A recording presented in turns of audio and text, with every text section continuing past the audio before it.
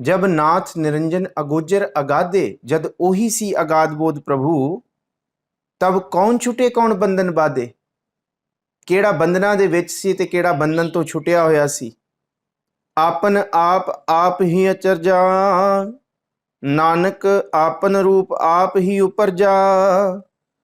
ਉਹ ਅਚਰਜ ਰੂਪ ਪ੍ਰਭੂ ਆਪ ਆਪਣੇ ਵਰਗਾ ਆਪ ਹੀ ਹੈ। ਨਾਨਕ ਆਪਨ ਰੂਪ ਆਪ ਹੀ ਉਪਰਜਾ, ਦੂਸਰਾ ਕੋਈ ਵੀ ਨਹੀਂ ਹੈ। ਉਹ ਆਪ ਹੀ ਆਪਣਾ ਰੂਪ ਬਣਾਉਣ ਵਾਲਾ ਹੈ ਜੀ। ਜਹ ਨਿਰਮਲ ਪੁਰਖ ਪਤ ਹੋਤਾ, ਤਾਹ ਬਿਨ ਮੈਲ ਕਹੋ ਕਿਆ ਧੋਤਾ। ਜਹ ਨਿਰਮਲ ਪੁਰਖ ਪਤ ਹੋਤਾ, ਜਦ ਉਹ ਕੱਲਾ ਹੀ ਸੀ ਪੁਰਖ, ਉਹ ਅਗਾਧ ਬੁੱਧ ਆਪ ਹੀ ਮੌਜੂਦ ਸੀ। ਇਹ ਜੀ ਚੌਥਾ ਪਦਾ ਹੈ ਇਸ ਅਸ਼ਟਪਦੀ ਦਾ। ਜਿਸ ਅਵਸਥਾ ਦੇ ਵਿੱਚ ਜੀਆਂ ਦਾ ਮਾਲਕ ਨਿਰਮਲ ਪ੍ਰਭੂ ਆਪ ਹੀ ਮੌਜੂਦ ਸੀ। ਤਹ ਬਿਨ ਮੈਲ ਕਹੋ ਕਿਆ ਧੋਤਾ, ਜਦੋਂ ਕੱਲਾ ਆਪ ਹੈ, ਨਾ ਉਹਨੇ ਸ੍ਰਿਸ਼ਟੀ ਬਣਾਈ, ਨਾ ਉਸ ਸ੍ਰਿਸ਼ਟੀ ਦੇ ਲੋਕਾਂ ਨੂੰ ਉਹਦੇ ਨਾਮ ਦਾ ਪਤਾ, ਤੇ ਫਿਰ ਮੈਲ ਕਿਹੜੀ, ਤੇ ਮੈਲ ਨੂੰ ਧੋਣ ਵਾਲਾ ਨਾਮ ਕਿਹੜਾ, ਤਦ ਕੁਛ ਵੀ ਨਹੀਂ। ਤਹ ਬਿਨ ਮੈਲ ਕਹੋ ਕਿਆ ਧੋਤਾ। ਜਹ ਨਿਰੰਜਨ ਨਿਰੰਕਾਰ ਨਿਰਬਾਨ, ਜਿੱਥੇ ਮਾਇਆ ਰਹਿਤ ਅਕਾਲ ਰਹਿਤ ਤੇ ਵਾਸ਼ਨਾ ਰਹਿਤ ਪ੍ਰਭੂ ਹੀ ਸੀ, ਇੱਕੋ ਹੀ ਸੀ ਨਿਰਬਾਨ ਪ੍ਰਭੂ। ਜਹ ਨਿਰੰਜਨ ਨਿਰੰਕਾਰ ਨਿਰਬਾਨ, ਨਿਰੰਜਨ ਮਾਇਆ ਤੋਂ ਨਿਰਲੇਪ, ਨਿਰਬਾਨ ਵਾਸ਼ਨਾ ਤੋਂ ਰਹਿਤ, ਉਹ ਖਸਮ ਹੀ ਸੀ। ਤਹ ਕੌਣ ਕੋ ਮਾਨ ਕੌਣ ਅਪਮਾਨ ਅਭਿਮਾਨ, ਤੇ ਕਿਹੜਾ ਉੱਥੇ ਮਾਨ ਕਰਦਾ ਸੀ ਤੇ ਕਿਹੜਾ ਅਭਿਮਾਨ ਕਰਨ ਵਾਲਾ, ਦੱਸੋ। ਜਦੋਂ ਇੱਕੋ ਹੀ ਹੈ। ਮਹਾਰਾਜ ਇਹੀ ਸਮਝਾਉਣਾ ਚਾਹੁੰਦੇ ਹੈ ਕਿ ਉਹ ਸਾਰਿਆਂ ਦੇ ਵਿੱਚ ਇੱਕੋ ਹੀ ਹੈ, ਤੇ ਕਿਸੇ ਨਾਲ ਕਿਹੜਾ ਮਾਣ ਕਰੀਏ ਤੇ ਕਿਸੇ ਦੇ ਉੱਤੇ ਕਿਹੜਾ ਅਭਿਮਾਨ ਕਰੀਏ। ਜਦ ਕੁਝ ਨਹੀਂ ਸੀ ਉਹ ਸੀ, ਮਾਣ ਅਭਿਮਾਨ ਨਹੀਂ ਸੀ। ਹੁਣ ਜੇ ਸਭ ਕੁਝ ਵਰਤ ਗਿਆ ਭਗਤਾਂ ਦੇ ਅੰਦਰ, ਹਜੇ ਵੀ ਜੇ ਇੱਕ ਹੈ, ਫਿਰ ਉਹਨਾਂ ਲਈ ਭਗਤਾਂ ਲਈ ਕੋਈ ਮਾਣ ਤੇ ਕੋਈ ਅਭਿਮਾਨ ਨਹੀਂ ਹੁੰਦਾ। ਉਹਨਾਂ ਲਈ ਸਭ ਕੋ ਮੀਤ ਹਮ ਆਪਨ ਕੀਨਾ, ਹਮ ਸਭਨਾ ਕੇ ਸਾਜਨ ਹੁੰਦਾ ਹੈ। ਸਤਿਗੁਰੂ ਅੱਗੇ ਕਹਿੰਦੇ, ਜਹ ਸਰੂਪ ਕੇਵਲ ਜਗਦੀਸ਼, ਤਹ ਛਲ ਛਿਦਰ ਲਗਤ ਕਹੋ ਕੀਸ। ਜਿੱਥੇ ਕੇਵਲ ਜਗਤ ਦਾ ਮਾਲਕ ਪ੍ਰਭੂ ਦੀ ਹਸਤੀ ਸੀ, ਪ੍ਰਭੂ ਹੀ ਸੀ। ਜਹ ਸਰੂਪ ਕੇਵਲ ਜਗਦੀਸ਼, ਜਿਹੜਾ ਕੇਵਲ ਇੱਕੋ ਹੀ ਜਗਤ ਦਾ ਈਸ਼ਵਰ, ਉਹੀ ਮੌਜੂਦ ਸਨ ਆਪਣੇ ਰੂਪ 'ਚ, ਆਪਣੇ ਸੁਨ ਰੂਪ ਦੇ ਵਿੱਚ। ਤਹ ਛਲ ਛਿਦਰ ਲਗਤ ਕਹੋ ਕੀਸ, ਤੇ ਉਸ ਵੇਲੇ ਕਿਹੜਾ ਛਲ ਕੌਣ ਕਰਨ ਵਾਲਾ, ਕਿਹੜਾ ਛਿਦਰ ਕਿਹੜਾ ਧੋਖਾ ਦੇਣ ਵਾਲਾ, ਤੇ ਤੇਰਾ ਕਿਹੜਾ ਧੋਖਾ ਕਹਿਣ ਸਹਿਣ ਵਾਲਾ। ਉਸ ਵੇਲੇ ਕੁਝ ਨਹੀਂ ਸੀ। ਉਹ ਦੱਸੋ ਕਿਹੜਾ ਛਲ ਕਿਹੜਾ ਐਬ, ਜਦ ਉਹੀ ਖਸਮ ਸੀ। ਉਹ ਤੇ ਆਪ ਪਵਿੱਤਰ ਸੀ, ਨਾ ਉਹਦੇ ਵਿੱਚ ਕੋਈ ਛਲ ਹੈ ਨਾ ਫਰੇਬ ਹੈ। ਇਹ ਮਨੁੱਖਾਂ ਦੇ ਅੰਦਰ ਸਭ ਕੁਝ ਹੈ, ਪਰ ਜਿਨ੍ਹਾਂ ਮਨੁੱਖਾਂ ਦੇ ਅੰਦਰ ਇੱਕ ਵਸ ਗਿਆ, ਫਿਰ ਉਹਨਾਂ ਦੇ ਅੰਦਰ ਛਲ ਫਰੇਬ ਖਤਮ ਹੋ ਗਿਆ, ਫਿਰ ਸਭ ਕੁਝ ਖਤਮ ਹੋ ਗਿਆ। ਇਸ ਕਰਕੇ ਨਾ ਉਹ ਮਰਹਿ ਨਾ ਠਾਗੇ ਜਾਹੇ, ਜਿਨ ਕੈ ਰਾਮ ਵਸੈ ਮਨ ਮਾਹੇ। ਉਹ ਫਿਰ ਨਾ ਮਰਦੇ ਨੇ ਤੇ ਨਾ ਠੱਗੇ ਜਾਂਦੇ, ਤੇ ਨਾ ਕੁਝ ਛਲ ਉਹਨਾਂ ਨੂੰ ਕਹਿ ਸਕਦਾ ਹੈ, ਜਿਨ੍ਹਾਂ ਦੇ ਅੰਦਰ ਇੱਕ ਪ੍ਰਭੂ ਵਰਤਦਾ ਹੈ ਜੀ। ਜਹ ਜੋਤ ਸਰੂਪੀ ਜੋਤ ਸੰਗ ਸਮਾਵੈ, ਤਹ ਕਿਸਹਿ ਭੂਖ ਕਵਨ ਤ੍ਰਿਪਤਾਵੈ। ਜਦੋਂ ਜੋਤ ਰੂਪੀ ਪ੍ਰਭੂ ਆਪ ਹੀ ਸੀ, ਆਪਣੀ ਜੋਤ ਵਿੱਚ ਲੀਨ ਸੀ, ਦੂਸਰਾ ਨਹੀਂ ਸੀ। ਜਹ ਜੋਤ ਸਰੂਪੀ ਜੋਤ ਸੰਗ ਸਮਾਵੈ, ਉਹ ਆਪਣੇ ਆਪ ਦੇ ਵਿੱਚ ਲੀਨ ਬੈਠਾ ਸੀ। ਤਹ ਕਿਸਹਿ ਭੂਖ ਕਵਨ ਤ੍ਰਿਪਤਾਵੈ, ਤੇ ਫਿਰ ਕਿਹੜਾ ਭੁੱਖਾ ਤੇ ਕਿਹੜਾ ਰੱਜ ਰਿਹਾ, ਨਾ ਭੁੱਖ ਤੇ ਨਾ ਕੋਈ ਰੱਜ, ਜਦੋਂ ਆਪ ਹੀ ਆਪਣੇ ਰੂਪ ਦੇ ਵਿੱਚ ਬੈਠਾ ਸੀ। ਕਿਉਂਕਿ ਉਸ ਰੱਬ ਨੂੰ ਕੋਈ ਭੁੱਖ ਨਹੀਂ ਹੈ। ਉਹ ਨਿਰਾਹਾਰ ਨਿਰਵੈਰ ਸੁਖਦਾਈ ਪੜ੍ਹ ਕੇ ਆਇਆ ਪਿੱਛੇ, ਆਹਾਰ ਤੋਂ ਰਹਿਤ ਹੈ। ਭੁੱਖ ਸਿਰਫ ਬੰਦੇ ਦੇ ਅੰਦਰ ਹੈ, ਹਰ ਤਰ੍ਹਾਂ ਦੀ ਭੁੱਖ। ਇਨਸਾਨ ਦੀ ਇਕੱਲੀ ਜ਼ੁਬਾਨ ਜਾਂ ਢਿੱਡ ਭੁੱਖਾ ਨਹੀਂ, ਇਨਸਾਨ ਦੀਆਂ ਅੱਖਾਂ ਵੀ ਭੁੱਖੀਆਂ ਨੇ। ਹਰ ਰੂਪ ਦੇ ਅੰਦਰ ਭੁੱਖ ਹੈ, ਪਰ ਪ੍ਰਭੂ ਜਿੱਥੇ ਹੈ, ਇੱਕ ਹੈ, ਉੱਥੇ ਕਿਹੜੀ ਭੁੱਖ ਤੇ ਕਿਹੜਾ ਰੱਜਿਆ ਹੋਇਆ। ਜਦ ਕੋਈ ਭੁੱਖ ਹੀ ਨਹੀਂ ਹੈ ਤੇ ਰੱਜ ਦਾ ਤੇ ਸਵਾਲ ਹੀ ਨਹੀਂ ਹੈ ਜੀ। ਕਰਨ ਕਰਾਵਨ ਕਰਨਾ ਹਾਰ, ਨਾਨਕ ਕਰਤੇ ਕਾ ਨਾਹੇ ਸ਼ੁਮਾਰ। ਉਹ ਕਰਤਾਰ ਹੀ ਆਪ ਸਭ ਕੁਝ ਕਰਨ ਵਾਲਾ ਹੈ, ਉਹ ਸਭ ਕੁਝ ਆਪ ਹੀ ਕਰ ਰਿਹਾ, ਦੂਸਰਾ ਨਹੀਂ ਹੈ। ਕਰਤਾਰ ਆਪ ਹੀ, ਭਾਵੇਂ ਉਹ ਸਰਗੁਣ ਰੂਪ 'ਚ ਹੁਣ ਵਰਤ ਰਿਹਾ।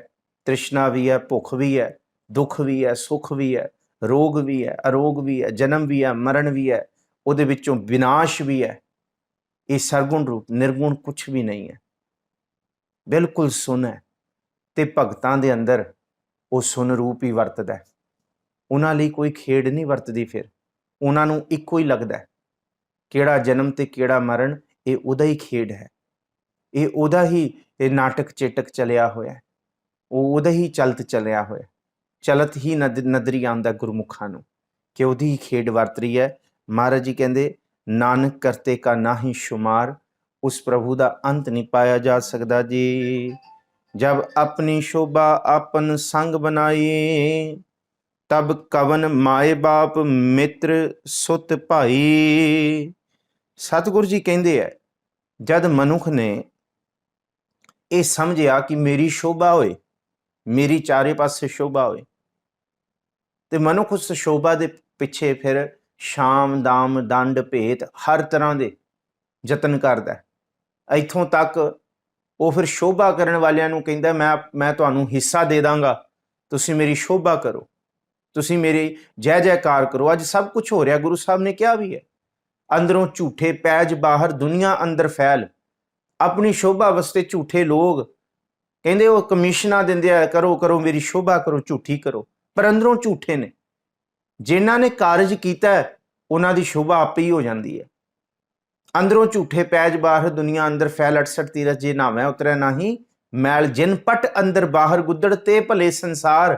ਜਿਨ੍ਹਾਂ ਦੇ ਅੰਦਰ ਇੱਕ ਵਰਤ ਗਿਆ ਉਹਨਾਂ ਦਾ ਹੋਣਾ ਭਲਾ ਹੈ, ਉਹ ਆਪ ਹੀ ਸਭ ਕੁਝ ਭਲੇ ਨੇ। ਤੇ ਨੇਹੋ ਲੱਗਾ ਰੱਬ ਸੇਤੀ ਦੇਖਣਾ ਵਿਚਾਰ, ਉਹ ਦੇਖਣ ਵਾਲੀ ਵਿਚਾਰ ਇਹ ਹੈ ਕਿ ਉਹਨਾਂ ਦਾ ਨੇ ਇੱਕ ਖਸਮ ਨਾਲ ਲੱਗ ਗਿਆ, ਤੇ ਜਿਹਦਾ ਨਹੀਂ ਖਸਮ ਨਾਲ ਲੱਗ ਗਿਆ ਫਿਰ ਉਹਨੂੰ ਨਾ ਸ਼ੋਭਾ ਦੀ ਫਿਕਰ ਹੈ ਤੇ ਨਾ ਅਪਮਾਨ ਦਾ ਫਿਕਰ ਹੈ। ਸੱਚੀ ਗੱਲ ਹੈ। ਨਹਿ ਨਿੰਦਿਆ ਨਹਿ ਉਸਤਤ ਜਾਕੈ, ਲੋਭ ਮੋਹ ਅਭਮਾਨਾ, ਹਰ ਕਸੋਗ ਤੇ ਰਹਿ ਨਿਆਰੋ ਨਾਹੇ ਮਾਨ ਅਪਮਾਨਾ। ਨਾ ਮਾਣ ਤੇ ਨਾ ਅਪਮਾਨ, ਅਪਮਾਨ ਹੋ ਕੇ ਵੀ ਉਹਨਾਂ ਦੇ ਮਨ ਤੇ ਕੋਈ ਠੇਸ ਨਹੀਂ ਲੱਗਦੀ। ਇੱਥੇ ਸਤਿਗੁਰੂ ਜੀ ਕਿਰਪਾ ਕਰਦੇ, ਜਬ ਆਪਣੀ ਸ਼ੋਭਾ ਆਪਨ ਸੰਗ ਬਣਾਈ, ਜਦ ਦੂਜਾ ਹੈ ਹੀ ਨਹੀਂ ਸੀ, ਉਹਦੀ ਸ਼ੋਭਾ ਉਹਦੇ ਨਾਲ, ਤੇ ਭਗਤ ਦੀ ਸ਼ੋਭਾ ਉਹਦੀ ਬੰਦਗੀ ਨਾਲ ਹੀ ਹੈ, ਭਗਤ ਦੀ ਸ਼ੋਭਾ ਉਹਦੇ ਰੱਬ ਨਾਲ ਹੀ ਹੈ, ਉਹਦੀ ਇਬਾਦਤ ਨਾਲ ਹੀ ਹੈ। ਮੈਨੂੰ ਦੁਨੀਆ ਦੇ ਲੋਕਾਂ ਨੇ ਕੀ ਕਹਿਣਾ ਹੈ, ਭਗਤ ਨੇ ਉਹ ਨਹੀਂ ਸੁਣਨਾ, ਭਗਤ ਨੇ ਇਹ ਸੁਣਨਾ ਮੇਰੇ ਗੁਰੂ ਮੇਰੇ ਰੱਬ ਨੇ ਮੈਨੂੰ ਕੀ ਕਹਿਣਾ, ਕਿਹੜੀ ਸ਼ਾਬਾਸ਼ ਦੇਣੀ ਹੈ। ਵਾਕ ਵੱਜਣ ਢਮਕ ਭੇਰੀਆਂ, ਮਲ ਲੱਥੇ ਲੈਂਦੇ ਫੇਰੀਆਂ, ਨੇਹਤੇ ਪੰਜ ਜਵਾਨ ਮੈਂ ਗੁਰ ਥਾਪੀ ਦਿੱਤੀ ਕੰਡ ਜਿਓ। ਕਿਹੜੀ ਸ਼ਾਬਾਸ਼, ਇਹ ਸ਼ੋਭਾ ਹੈ ਜਿਹੜੀ। ਜਦ ਪ੍ਰਭੂ ਸੀ ਤੇ ਫਿਰ ਕਿਹੜੀ ਸ਼ੋਭਾ ਤੇ ਕਿਹਦੇ ਨਾਲ? ਪ੍ਰਭੂ ਦੀ ਸ਼ੋਭਾ ਆਪਣੇ ਆਪ ਤੋਂ ਹੀ ਸੀ। ਜਦੋਂ ਪ੍ਰਭੂ ਆਪਣੀ ਸ਼ੋਭਾ ਆਪਣੇ ਹੀ ਨਾਲ ਬਣਾਈ ਬੈਠਾ ਸੀ, ਤਬ ਕਵਨ ਮਾਏ ਬਾਪ ਮਿੱਤਰ ਸੁਤ ਭਾਈ, ਤਦੋਂ ਕਿਹੜਾ ਮਾਂ ਕਿਹੜਾ ਪਿਓ ਕਿਹੜਾ ਪੁੱਤਰ ਕਿਹੜੀ ਧੀ। ਜਦੋਂ ਪ੍ਰਭੂ ਨੇ ਪ੍ਰਗਟ ਹੀ ਨਹੀਂ ਕੀਤਾ ਕੁਛ, ਉਹ ਆਪ ਹੀ ਆਪ ਬੈਠਾ, ਤੇ ਫਿਰ ਦੂਜਾ ਕੌਣ ਹੈ ਜੇ? ਜਹ ਸਗਲ ਸਰਬ ਕਲਾ ਆਪਹਿ ਪ੍ਰਬੀਨ, ਤਹ ਵੇਦ ਕਤੇਬ ਕਹਾਂ ਕੋ ਚੀਨ। ਜਦੋਂ ਅਕਾਲ ਪੁਰਖ ਆਪ ਹੀ ਸਾਰੀਆਂ ਤਾਕਤਾਂ ਦੇ ਵਿੱਚ ਬਿਰਾਜਮਾਨ ਸੀ, ਜਹ ਸਰਬ ਕਲਾ ਆਪਹਿ ਪ੍ਰਬੀਨ, ਪ੍ਰਬੀਨ ਦਾ ਮਤਲਬ ਬਿਰਾਜਮਾਨ ਸਿਆਣਾ, ਆਪ ਹੀ ਤਾਕਤਵਰ ਬੈਠਾ ਹੈ, ਸਾਰੀ ਕਲਾ ਉਹਦੀ ਵਰਤ ਰਹੀ ਸੀ, ਆਪੇ ਹੀ ਉਹ ਹੈ। ਹਜੇ ਇਸ ਰੂਪ ਦੇ ਵਿੱਚ ਮਨੁੱਖ ਇਹ ਨਾ ਕਹੇ ਕਿ ਮੈਂ ਮਾਏ ਬਾਪ ਤੋਂ ਪੈਦਾ ਹੋ ਗਿਆ, ਮੈਨੂੰ ਕੋਈ ਪੈਦਾ ਕਰਨ ਵਾਲਾ ਨਾ। ਸਤਿਗੁਰੂ ਜੀ ਕਹਿੰਦੇ ਅਕਾਲ ਪੁਰਖ ਆਪ ਹੀ ਸਾਰੀਆਂ ਤਾਕਤਾਂ ਵਿੱਚ ਸਿਆਣਾ ਸੀ। ਤਹ ਵੇਦ ਕਤੇਬ ਕਹਾ ਕੋ ਚੀਨ। ਹੁਣ ਇੱਥੇ ਬੰਦਾ ਕਹੇ ਮੈਂ ਇਹ ਗ੍ਰੰਥ ਬਣਾਇਆ, ਮੈਂ ਇਹ ਕਿਤਾਬਾਂ ਲਿਖੀਆਂ, ਹੁਣ ਉਸ ਵੇਲੇ ਕਿੱਥੇ ਸਨ ਵੇਦ ਤੇ ਕਤੇਬ? ਜਦੋਂ ਪ੍ਰਭੂ ਆਪ ਹੀ ਆਪਣੀ ਪ੍ਰਬੀਨ ਕਲਾ ਦੇ ਵਿੱਚ। ਇਹਦਾ ਮਤਲਬ ਜਿੰਨੇ ਵੇਦ ਸ਼ਾਸਤਰ ਗ੍ਰੰਥ ਇਹ ਉਸ ਪ੍ਰਭੂ ਦੀ ਰਚਨਾ ਹੈ, ਕਿਸੇ ਆਪਣੇ ਮਨੁੱਖ ਸੋਚ ਦੀ ਰਚਨਾ ਦੇ ਵਿੱਚੋਂ ਨਹੀਂ ਹੈ, ਇਹ ਪ੍ਰਭੂ ਦੀ ਕਿਰਪਾ ਦੇ ਵਿੱਚੋਂ ਹੀ ਹੈ ਜੀ। ਜਬ ਆਪਨ ਆਪ ਉਰਧਾਰੈ, ਤਉ ਸ਼ਗਨ ਅਪਸ਼ਗਨ ਕਹਾਂ ਵਿਚਾਰੈ। ਜਦੋਂ ਪ੍ਰਭੂ ਆਪਣੇ ਆਪ ਹੀ ਆਪਣੇ ਵਿੱਚ ਟਿਕੀ ਬੈਠਾ ਸੀ, ਇਕਾਂਤ ਬੈਠਾ ਸੀ, ਨਾ ਦਿਨ ਹੈ ਨਾ ਰਾਤ ਹੈ, ਨਾ ਸੋਮ ਨਾ ਮੰਗਲ ਨਾ ਬੁੱਧ ਨਾ ਵੀਰਵਾਰ ਨਾ ਐਤਵਾਰ, ਨਾ ਸ਼ੁਕਰ ਨਾ ਸ਼ਨੀ। ਤੇ ਫਿਰ ਦੱਸੋ ਕਿਹੜਾ ਦਿਨ ਮਾੜਾ ਤੇ ਕਿਹੜਾ ਦਿਨ ਚੰਗਾ? ਅੱਜ ਸ਼ਨੀ ਭਾਰੀ ਹੈ ਤੇ ਅੱਜ ਰਾਹੂ ਕੇਤੂ ਭਾਰੀ ਹੈ, ਅੱਜ ਬੁੱਧਵਾਰ ਹੈ ਕੱਪੜੇ ਨਹੀਂ ਧੋਣੇ, ਅੱਜ ਵੀਰਵਾਰ ਹੈ ਕੇਸ ਨਹੀਂ ਧੋਣੇ, ਅੱਜ ਫਲਾਣਾ ਸ਼ਗੁਨ ਕਰਨਾ ਹੈ ਤੇ ਆ ਫਲਾਣਾ ਦਿਨ ਫਲਾਣੀ ਤਰੀਕ ਨੂੰ ਫਲਾਣੇ ਮੰਗਲ ਦੇ, ਜਦ ਕੁਛ ਵੀ ਨਹੀਂ ਹੈ। ਤੇ ਫਿਰ ਦੱਸੋ ਤਉ ਸ਼ਗਨ ਅਪਸ਼ਗਨ ਕਹਾਂ ਵਿਚਾਰ ਹੈ। ਕਿਹੜਾ ਸ਼ਗਨ ਤੇ ਅਪਸ਼ਗਨ ਜਦੋਂ ਇੱਕੋ ਹੀ ਹੈ।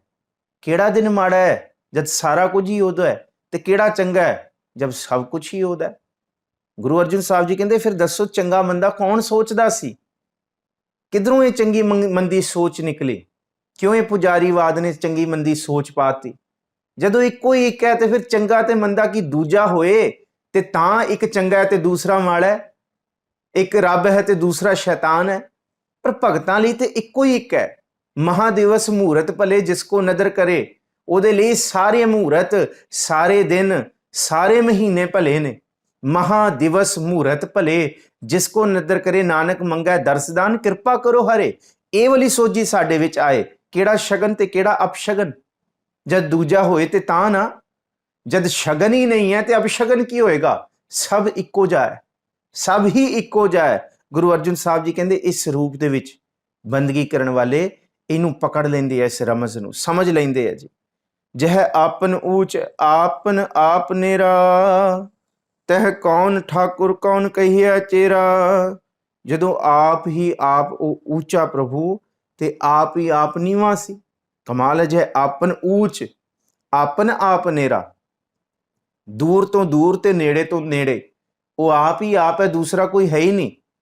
ਸਤਿਗੁਰੂ ਜੀ ਕਹਿੰਦੇ ਉਹ ਆਪ ਹੀ ਉੱਚਾ ਤੇ ਆਪ ਹੀ ਨੀਵਾਂ। ਤੇ ਫਿਰ ਸਤਿਗੁਰੂ ਜੀ ਅੱਗੇ ਕਹਿੰਦੇ ਤਹ ਕੌਣ ਠਾਕੁਰ ਕੌਣ ਕਹੀਐ ਚੇਰਾ। ਕਿਹੜਾ ਮਾਲਕ ਬਣ ਜਾਏ ਤੇ ਕਿਹੜਾ ਨੀਵਾਂ ਚੇਲਾ ਬਣ ਕੇ ਬਹਿ ਜਾਏ ਉਹਦਾ। ਇਹਦਾ ਮਤਲਬ ਕਿਹੜਾ ਵੱਡਾ ਤੇ ਕਿਹੜਾ ਨੀਵਾਂ, ਇਹਦਾ ਮਤਲਬ ਇੱਕੋ ਹੀ ਹੈ ਸਾਰਿਆਂ ਦੇ ਵਿੱਚ। ਸਭੈ ਘਟ ਰਾਮ ਬੋਲੇ, ਰਾਮਾ ਬੋਲ ਹੈ। ਇਹ ਰਮਜ਼ੀ ਸਾਰੀ ਅਸ਼ਟਪਦੀ ਦੀ ਪੌੜੀਆਂ, ਇੱਕ ਇੱਕ ਪੌੜੀ ਰਮਜ਼। ਗੱਲ ਨਿਰਗੁਣ ਦੀ ਹੋ ਰਹੀ ਹੈ, ਪਰ ਗੁਰੂ ਅਰਜਨ ਸਾਹਿਬ ਜੀ ਸਰਗੁਣ ਦੇ ਵਿੱਚ ਸਮਝਾਉਣਾ ਚਾਹ ਰਹੇ ਹੈ। ਜਦ ਉੱਥੋਂ ਇੱਕ ਸੀ ਤੇ ਦੂਸਰਾ ਨਹੀਂ ਸੀ, ਤੇ ਹੁਣ ਵੀ ਅਸਲ ਦੇ ਵਿੱਚ ਇੱਕ ਹੀ ਦੇਖੀਏ, ਉਹ ਇੱਕੋ ਹੀ ਹੈ। ਕਿਹੜਾ ਉੱਚਾ ਤੇ ਕਿਹੜਾ ਨੀਵਾਂ ਹੈ, ਸਭ ਦੇ ਵਿੱਚ ਇੱਕੋ ਹੀ ਖਸਮ ਵਰਤ ਰਿਹਾ। ਕਿਹੜਾ ਕਾਲਾ ਤੇ ਕਿਹੜਾ ਗੋਰਾ ਹੈ, ਕਿਹੜਾ ਕਿਸ ਰੂਪ ਦੇ ਵਿੱਚ। ਕਰਮਾਂ ਕਰਕੇ ਕੋਈ ਜ਼ਾਤ ਨਹੀਂ, ਕੋਈ ਪਾਤ ਨਹੀਂ, ਬਸ ਕਰਤੂਤ ਹੈ ਸਾਡੀ ਜਿਹੜੀ ਸਾਨੂੰ ਨੀਵਾਂ ਬਣਾਉਂਦੀ ਹੈ। ਪਰ ਜਦੋਂ ਇੱਕੋ ਹੀ ਇੱਕ ਸਾਰਿਆਂ ਦੇ ਵਿੱਚ ਵਰਤ ਰਿਹਾ ਹੈ, ਫਿਰ ਕਿਸੇ ਵੀ ਭਗਤ ਨੂੰ, ਬੰਦਗੀ ਕਰਨ ਵਾਲਿਆਂ ਨੂੰ ਕੋਈ ਨੀਵਾਂ ਤੇ ਉੱਚਾ ਨਹੀਂ ਜਾਪਦਾ। ਜੇ ਉੱਚਾ ਹੋਏ ਤੇ ਕੋਈ ਦੂਸਰਾ ਨੀਵਾਂ ਬਣੇ ਨਾ, ਜੇ ਕੋਈ ਨੀਵਾਂ ਹੋਏ ਤੇ ਤਾਂ ਕਿਸੇ ਨੂੰ ਉੱਚਾ ਕਹੀਏ, ਉਹਨੂੰ ਸਭ ਇੱਕ ਲੱਗਦਾ। ਤਾਂ ਹੀ ਉਹ ਭਗਤ ਰਵਿਦਾਸ ਦੇ ਕੋਲ ਵੱਡੇ ਵੱਡੇ ਰਾਜੇ ਵੀ ਆਏ, ਪਰ ਕਦੀ ਰਵਿਦਾਸ ਉੱਠਿਆ ਨਹੀਂ। ਭਖਾਰੀ ਵੀ ਆਏ, ਉਹਨਾਂ ਲਈ ਵੀ ਉਹੋ ਜਿਹਾ ਸਲੂਕ ਤੇ ਰਾਜਿਆਂ ਲਈ ਵੀ ਉਹੋ ਜਿਹਾ ਸਲੂਕ, ਕਿਉਂਕਿ ਇੱਕੋ ਹੀ ਇੱਕ ਹੈ, ਦੂਸਰਾ ਨਹੀਂ ਹੈ ਜੀ। ਬਿਸਮਨ ਬਿਸਮ ਰਹੇ ਬਿਸਮਾਦ, ਨਾਨਕ ਆਪਣੀ ਗਤ ਜਾਨੋ ਆਪ। ਵਾਹਿਗੁਰੂ ਜੀ ਸੱਚੇ ਪਾਤਸ਼ਾਹ ਗੁਰੂ ਅਰਜਨ ਸਾਹਿਬ ਮਹਾਰਾਜ ਜੀ ਐਸੀ ਕਲਾ ਵਰਤਾਉਂਦੇ ਨੇ ਕਿ ਜੀਵ ਤੇਰੀ ਗਤ ਭਾਲਦੇ ਹੈਰਾਨ ਹੋ ਜਾਣਗੇ। ਪਰ ਬਿਸਮ ਬਿਸਮ ਬਿਸਮ ਹੀ ਭਈਆ, ਲਾਲ ਗੁਲਾਲ ਰੰਗਾਰੇ। ਕਹਿੰਦੇ ਉਹ ਬਿਸਮ ਹੀ ਪੈਣਗੇ ਜਦ ਉਹਨਾਂ ਨੂੰ ਪ੍ਰਭੂ ਦੇ ਰੰਗਾਂ ਦਾ ਪਤਾ ਲੱਗੇਗਾ। ਕਹੋ ਨਾਨਕ ਸੰਤਨ ਰਸ ਆਈ ਹੈ, ਜਿਉਂ ਚਾਕ ਗੂੰਗਾ ਮੁਸਕਾਰੇ। ਤੇਰਾ ਰਸ ਪ੍ਰਾਪਤ ਵੀ ਕਰ ਲੈਣਗੇ, ਪਰ ਮੁਸਕਰਾਉਣਗੇ, ਇਵੇਂ ਬੋਲ ਨਹੀਂ ਸਕਣਗੇ ਜਿਵੇਂ ਇੱਕ ਗੂੰਗਾ ਮੁਸਕਰਾਉਂਦਾ ਹੈ। ਜਿਵੇਂ ਗੂੰਗਾ ਕੁਝ ਬੋਲ ਨਹੀਂ ਸਕਦਾ, ਕੋਈ ਮੂੰਹ ਤੋਂ ਕੱਢ ਨਹੀਂ ਸਕਦਾ ਵਚਨ ਵਾਕ, ਇਵੇਂ ਸਤਿਗੁਰੂ ਜੀ ਕਹਿੰਦੇ ਬਿਸਮ ਬਿਸਮ ਰਹੇ ਬਿਸਮਾਦ, ਬਸ ਵਿਸਮਾਦ ਹੀ ਨਿਕਲਦਾ ਹੈ। ਜੇ ਇੱਕ ਹੈ ਤੇ ਫਿਰ ਇੱਕੋ ਹੀ ਹੈ। ਕਿਹੜਾ ਉੱਚਾ ਕਿਹੜਾ ਨੀਵਾਂ, ਕਿਹੜਾ ਅਪਮਾਨ ਤੇ ਕਿਹੜਾ ਮਾਨ, ਕਿਹੜੀ ਸ਼ੋਭਾ ਕਿਹੜੀ ਹੀਨਤਾ, ਕਿਹੜਾ ਜਨਮ ਤੇ ਕਿਹੜਾ ਮਰਨ, ਉਹ ਇੱਕੋ ਹੀ ਇੱਕ ਹੈ। ਸਾਰੇ ਉਹਨੂੰ ਭਾਲਦੇ ਭਾਲਦੇ ਇਸ ਗਤ ਨੂੰ ਹੈਰਾਨ ਹੋ ਗਏ ਹੈ। ਨਾਨਕ ਆਪਣੀ ਗਤ ਜਾਨੋ ਆਪ, ਉਹ ਆਪਣੀ ਗਤ ਮਿਤ ਪ੍ਰਭੂ ਆਪ ਹੀ ਜਾਣਦਾ ਹੈ, ਦੂਸਰਾ ਕੋਈ ਜਾਣ ਨਹੀਂ ਸਕਦਾ।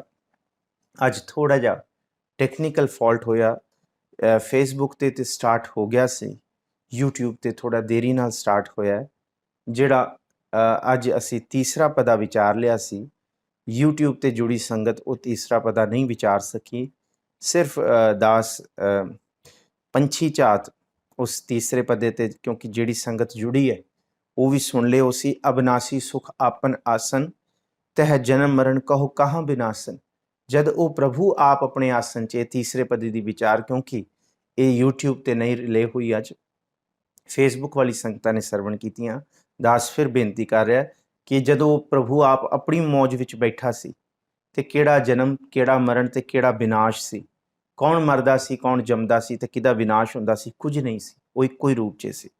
ਜਬ ਪੂਰਨ ਕਰਤਾ ਪ੍ਰਭ ਸੋਏ, ਤਬ ਜਮ ਕੀ ਤਰਾਸ ਕਹੋ ਕਿਸ ਹੋਏ।